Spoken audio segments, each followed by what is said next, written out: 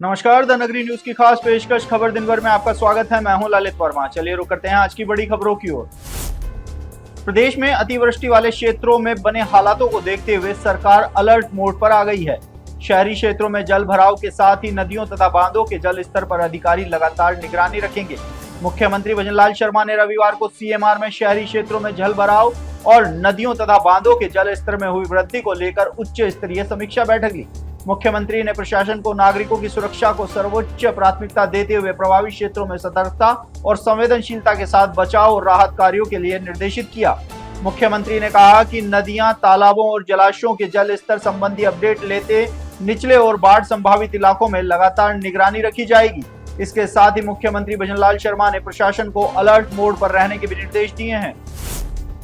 समरावता हिंसा के चलते 8 महीने में जेल में बंद रहने के बाद नरेश मीणा एक सप्ताह पहले ही जेल से बाहर आए हैं और जेल से बाहर आने के साथ ही अब नरेश मीणा ने अपनी ताकत दिखाना शुरू कर दिया है। नरेश मीणा ने 11 सूत्री मांगों को लेकर झालावाड़ से अपनी जन क्रांति यात्रा की शुरुआत आज से कर दी है। झालावाड़ से शुरू हुई ये जन क्रांति यात्रा का समापन नगरकोट में होगा। हालांकि नरेश मीणा की जन क्रांति यात्रा से पहले राजेंद्र गुड़ा का पहुंचना और उनका कंधे से कंधा मिलाकर खड़ा रहना कहीं न कहीं नरेश मीणा के इस आंदोलन को मजबूती देते हुए नजर आया। ऐसे में अब देखना होगा कि 11 सूत्री मांगों को लेकर जन क्रांति यात्रा का नरेश मीणा की राजनीति को कितना फायदा मिलता है। राजस्थान में मानसून जमकर मेहरबान हो रहा है। हालांकि पिछले 24 घंटों में मानसून के कमजोर पड़ने के साथ ही बारिश की गतिविधियों में कमी देखी गई, लेकिन एक बार फिर से मानसून की गतिविधियों में बढ़ोतरी होने की संभावना है।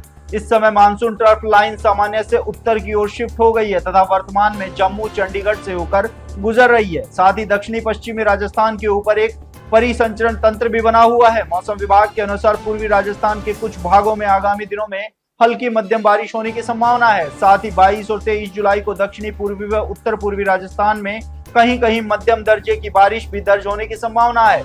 अगले 4-5 दिनों तक छिटपुट स्थानों पर ही बारिश होने की संभावना मौसम विभाग ने जताई है। साथ ही 27 जुलाई के बाद बारिश का नया दौर भी शुरू होगा और इसके साथ ही बादल जमकर बरसेंगे। राजस्थान में 2023 में हुए विधानसभा चुनाव से ठीक पहले तत्कालीन कांग्रेस सरकार ने छात्र संघ चुनाव पर रोक लगा दी थी। उसके बाद से ही लगातार छात्र संघ चुनाव पर लगी रोक हटाने की मांग उठती हुई नजर आई, लेकिन 2 साल बाद भी छात्र संघ चुनाव पर कोई फैसला नहीं लेने के चलते आखिरकार छात्र नेताओं को आंदोलन के रास्ते पर उतरना पड़ा। पहले जहां छात्र नेता अलग अलग आंदोलन करके अपनी मांग उठा रहे थे, तो वहीं अब छात्र नेताओं ने संघर्ष समिति बनाते हुए आंदोलन का ऐलान कर डाला है।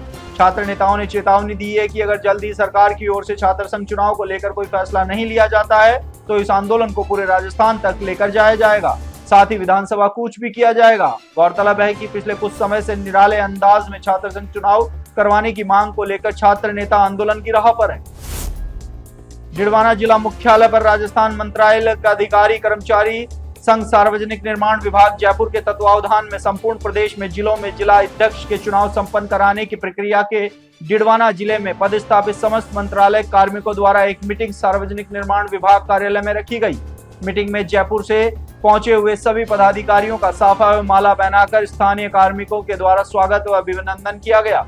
मंत्रालय कार्मिकों ने सर्वसम्मति से बलवीर सिंह को जिला अध्यक्ष नियुक्त किया। इसी तरह जय सिंह राठौड़ को उपाध्यक्ष, कमलेश जानी को सचिव, पुखराज को कोषाध्यक्ष, नरेंद्र कुमावत को संगठन मंत्री, मनोज कुमार को प्रवक्ता, रामचंद्र धेतरवाल को मीडिया प्रभारी, सीताराम को सहायक मीडिया प्रभारी के पद पर निर्वाचित किया गया।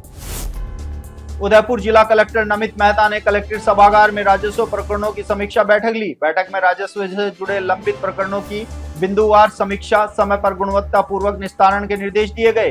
इसके साथ ही ई फाइलिंग की समीक्षा करते हुए सभी कार्य ई फाइलिंग से करने तथा फाइल्स का समयबद्ध डिस्पोजल करने के निर्देश भी दिए गए। जिला कलेक्टर ने अधिकारियों को निर्देश देते हुए कहा कि राजस्व न्यायालय से जुड़े कार्यों को पूर्ण गंभीरता से लें, इसमें किसी भी तरह की कोताही बर्दाश्त नहीं की जाएगी। इसके साथ ही मुख्यमंत्री भजनलाल शर्मा की रविवार को हुई वीसी में दिए निर्देशों से अवगत भी करवाया गया। बैठक में अतिरिक्त जिला कलेक्टर प्रशासन दीपेंद्र सिंह राठौड़ सहित सभी एसडीएम, तहसीलदार मौजूद रहे। हनुमानगढ़ जंक्शन के वार्ड 58 में बरसात से क्षतिग्रस्त मकानों का आज भाजपा नेताओं ने निरीक्षण किया। हनुमानगढ़ से भाजपा प्रत्याशी अमित शाह के नेतृत्व में भाजपा नेताओं ने पीड़ित परिवारों को आर्थिक सहायता भी दी। हनुमानगढ़ जंक्शन के वार्ड 58 के अलावा शहर के सभी वार्ड डी नोटिफाई हैं। इस कारण वार्ड 58 के नागरिकों को सरकारी योजनाओं का लाभ भी नहीं मिल रहा।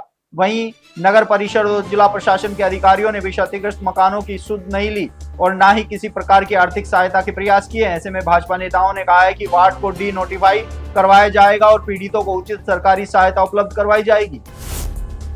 राजस्थान बेरोजगार यूनियन के बैनर तले पशु परिचर अभ्यर्थियों के साथ ही भर्ती प्रक्रिया में न्यायिक बाधा को दूर करवाने की मांग को लेकर आज संसदीय कार्य विधि एवं कानून मामले विधि परामर्श व न्याय मंत्री जोगाराम पटेल के सरकारी आवास पर वार्ता की। यूनियन अध्यक्ष हनुमान किसान ने कहा है कि 6,433 पदों पर आयोजित हुई पशु परिचर भर्ती में सामान्यकरण को लेकर न्यायालय में मामला विचाराधीन है और इसी को लेकर आज संबंधित अभ्यर्थियों के साथ संसदीय कार्य विधि एवं कानून मामले विधि परामर्श और न्याय मंत्री जोगाराम पटेल से मुलाकात करके न्यायालय में होने वाली कल की सुनवाई में मजबूत पैरवी करने की मांग रखी। प्रतापपुर सर्वेश्वर गौशाला में गौ सेवकों की गोष्ठी कार्यक्रम का आयोजन किया गया। गौशाला के मयंक दाबी ने बताया है कि गोष्ठी कार्यक्रम में बांसवाड़ा डूंगरपुर दोनों जिले के गौ सेवकों ने बड़ी संख्या में भाग लिया। साथ ही तलवाड़ा गौशाला में रघुवीर दास जी महाराज, खड़गदा में कमलेश जी शास्त्री, वीरेंद्र सिंह मासा, अनुराग संघी, एडवोकेट पुष्पेंद्र त्रिपाठी, सर्वेश्वर गौशाला अध्यक्ष कन्हैया लाल पांचाल आदि उपस्थित रहे। कार्यक्रम में गौ सेवा का संकल्प दिलवाया। सभी उपस्थित संतों व गौ सेवकों ने गौ माता को राष्ट्र माता का दर्जा देने की मांग भी। इसी दौरान रघुवीर दास जी महाराज द्वारा दिए गए उद्बोधन में कहा गया कि यदि हमारे पास बड़े बड़े बंगले हो, गाड़ियां हो या देश में कितनी भी विकास हो जाए, लेकिन आपके घर में गौ माता नहीं है तो वह कुछ भी काम का नहीं है। डिडवाना कुचामन जिले के कृषि पर्यवेक्षक के द्वारा अपनी विभिन्न मांगों को लेकर विरोध प्रदर्शन किया गया। विरोध प्रदर्शन के लेकर कलेक्टर कार्यालय में नारेबाजी की गई एवं नारेबाजी करते हुए एक ज्ञापन अतिरिक्त जिला कलेक्टर को राजस्थान के मुख्यमंत्री के नाम अपनी विभिन्न मांगों को लेकर सौंपा गया। कृषि पर्यवेक्षक संयुक्त समन्वय समिति के आह्वान पर मुख्यमंत्री कृषि मंत्री के नाम मांग पत्र सौंपा। मांग में कहा गया कि वरिष्ठ कृषि पर्यवेक्षकों से सहायक कृषि अधिकारी के पद पर पदोन्नति कोटा 75% दिया किया जाए। 7वें वेतन आयोग में उत्पन्न वेतन विसंगति को दूर किया जाए। कृषि पर्यवेक्षक व वरिष्ठ कृषि पर्यवेक्षक को बहुयामी भत्ते के रूप में 3,750 रुपए दिए जाएं।